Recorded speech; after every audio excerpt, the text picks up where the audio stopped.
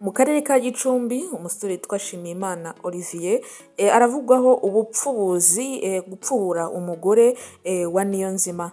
Nagira ngo tuze twinjire mu kiganiro cyacu cy'uyu munsi, aho uyu musore Nshimiyimana Olivier yafashwe agatemagurwa mu mutwe hose ndetse n'amaboko hose, bizira yuko yapfubuye umugore wa Niyonzima ari we n'ubundi wamutemaguye. Biravugwa muri Gicumbi yuko uyu musore rero se yari umupfumu n'ubundi nk'uko bivugwa, nawe akaba yarazwe umurage nka se. Murabizi ba bantu bizerera mu myuka abantu benshi batazi. Ubupfumu abantu benshi cyane ntabwo babwiza, ariko harimo n'ababwizera. Rero ugupfubura urumva yuko asa nkaho abizobereyemo. Ibi byose rero abantu byabateye inkeke kumva yuko umusore nk'uyu nguyu ukiri umwana bivugwaho yuko apfubura abakobwa ndetse na nyina. Byose ntabwo twigeze tubyumva, ariko ni amahano twumvise. Reka mbaye ikaze mu kiganiro cyacu uyu munsi. Ngiye muba muri kubana, nitwa Joy, umukobwa wanyu mukunda muri benshi, nanjye ndabakunda cyane. Twagiye mbahaye ikaze kandi mwumve mumeze neza cyane. Mwiriwe neza, mwaramutse neza Banyarwanda, Banyarwandakazi, ahantu hose muri mu mpande zose z'isi. Ndabaramukije, ndabasuje amahoro y'Imana abane namwe, mugire umugisha, muhabwe umugisha aho muri hose mu mirimo murimo imeze neza. Kandi nawe niba utameze neza, ihanganira ubuzima murimo aka kanya, ndabizi neza yuko buzagenda neza cyane. Rero mu karere ka Gicumbi mu Rwanda, ni mu karere ka Gicumbi, umusore uzwi nka Nshimiyimana Olivier muri kubona kuri ekara yanyu. Uyu Nshimiyimana Olivier yatemaguwe bivugwa ko yacaga inyuma umugabo witwa Niyonzima. Uyu musore rero akaba yarazwi ubupfubuzi muri ako gace. Umusore ngo yapfubuye umugore witwa Uwamariya ndetse n'abakobwa be babiri. Bikavugwa yuko mu bakobwa be babiri harimo umwe yateye inda, bivugwa yuko atwite. Uyu rero Nshimiyimana Olivier urumva yuko yapfuburaga nyina agapfubura n'abakobwa. Rero uyu mugabo witwa Niyonzima yivugira makiya, ngo yivugira makiya niko abaturage batanga ubuhamya babivuga. Uyu mugabo ngo babanaga nk'ibisanzwe nk'umugore n'umugabo, n'abo bana bakabana bisanzwe mu mahoro. Aho uyu muhungu rero yaje ngo mu rugo rwabo bakabana, byitwa ko ngo uwo Mariya yamubyaye muri batisimu. Umuhungu yaraje arahaba, ahaba nk'umwana mu rugo, baramufata nk'umwana nk'uko babona umwana mu rugo, ariko n'ubundi akora ka kazi k'ubupfumu ise yamuraze. Rero uyu musore yaje kugirana relationship, umubano hagati y'uyu mugore w'imyaka 35 ndetse n'uyu mwana w'imyaka 25. Uyu rero Niyonzima abibonye atyo avuga ati ibi ni ibiki biri kuba mu muryango wanjye. Batangira kuzanamo ibintu by'amakimbirane, avuga ati uca inyuma n'uyu musore wazanye muri iyi nzu, ibi ntabwo mbishaka. Umugore nawe aravuga ati reka ibyo ntabwo bikunda, uyu musore ntabwo namwirukana muri iyi nzu, dore ko nanamubyaye muri batisimu.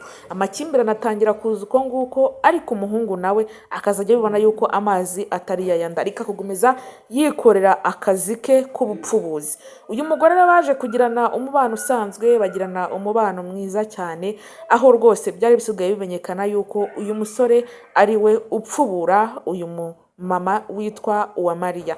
Biravugwa, abaturage barabyumva, ndetse n'abakobwa be bose ngo yarabapfuburaga. Umukobwa we bavuga yuko umukobwa we anatwite inda y'uyu musore witwa Olivier. Umunsi umwe Olivier atemwaho, niho uyu mugore we Uwamariya yavuze ngo arashaka kujya i Kigali. Agiye i Kigali asaba umugabo we agahushya, ariko umugabo we ngo bari baramujyanye mu gikoni. N'ubundi urumva amakimbirane yageze harakomera, ariko bajya gusaba icyo bita divorce.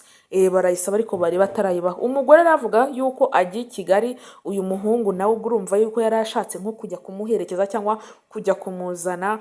Uyu Niyonzima abarebye aravuga ati okay, ndabizi neza yuko buriya bashobora kuba bagiye guhura, reka nanjye nzamuke ndebe ibyo ari byo. Uyu Olivier ataragira muhanda, uyu mugabo yari yitwaje ikintu bita umupanga, arangije amutemagura umutwe wose, ngo bamujyanye kwa muganga ari intere. Ibi ntabwo bisanzwe mu Rwanda, biranababaje cyane kumva umusore nk'uyu nguyu w'imyaka mikeya apfubura abagore, agapfubura igitsina gore aho cyaba kiri hose. Ntabwo bisanzwe, ni ibintu wumva ukumva birakurenze, ariko buriya nta kundi, niwe muco Isi yamuraze, ariko ntabwo bikunda, ntabwo tuba tubyumva neza, aho umusore nk'uyu nguyu w'imyaka mikeya apfubura abagore. Ngo rero ni akazi ashoboye ko gupfubura, aragenda akagupfubura akakunoza neza ku buryo ngo ibintu ngo by'ubushye byo mu maguru bitongera kugufata, cyangwa ibijejeta bitongera kugufata, aragupfubura bikagenda neza cyane. Uyu musore rero ni umupfubuzi ngo rwego rwo hejuru, aho ngo muri iyo karitsiye bari bamaze no kumwirukana yaratashye iwabo, ariko uyu musore avuga yuko atataha kuko yifitiye umusheri we akunda, ari we uwo mugore wa Niyonzima. Ngayo nguko rero amahano asigaye ari muri ibi bibazo, ndetse n'ibibazo bisigaye biri muri iyi si, aho abana batoya bipfuburira abagore b'abagabo. Se abagabo biba byabananiye cyangwa ntabwo biba byabananiye? Icyo nicyo kibazo nibaza. Abasore mwigenda mu ngo z'abantu ngo mugiye gupfubura, mureka n'ingo z'abantu, namwe muzabona abandi bagore banyu cyangwa abagore banyu. Mwikwiyandurisha ndababujije buriya icyo uzaba murajyana, kandi n'Imana ibara gutegura ibintu byiza. Iyo utangiye kwigira ibyo byose, Imana iraguhana kandi iguhana yihanukiriye.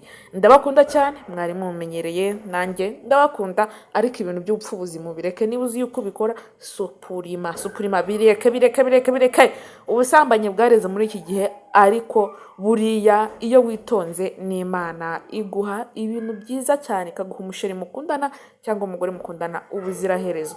Imana y'amahoro ibahe umugisha, kandi aho muri hose mugubwe neza, mujye muhamura nk'ubwiza bw'Imana bubabeho. Njyewe nitwa Joy, umukobwa ubakunda cyane kandi ubaharusabira ibyiza byose muba mwifuza. Aho muri hose mu mirimo yanyu muba muri gukora, bijye bigenda neza cyane nk'uko Imana ibitanga. Umugisha, amafaranga, byose bijye bibaho kuko nibyo mba mbifuriza, ndetse no mu muryango wanyu bigende neza. Ndabakunda cyane. Bye bye, umugisha ubane namwe.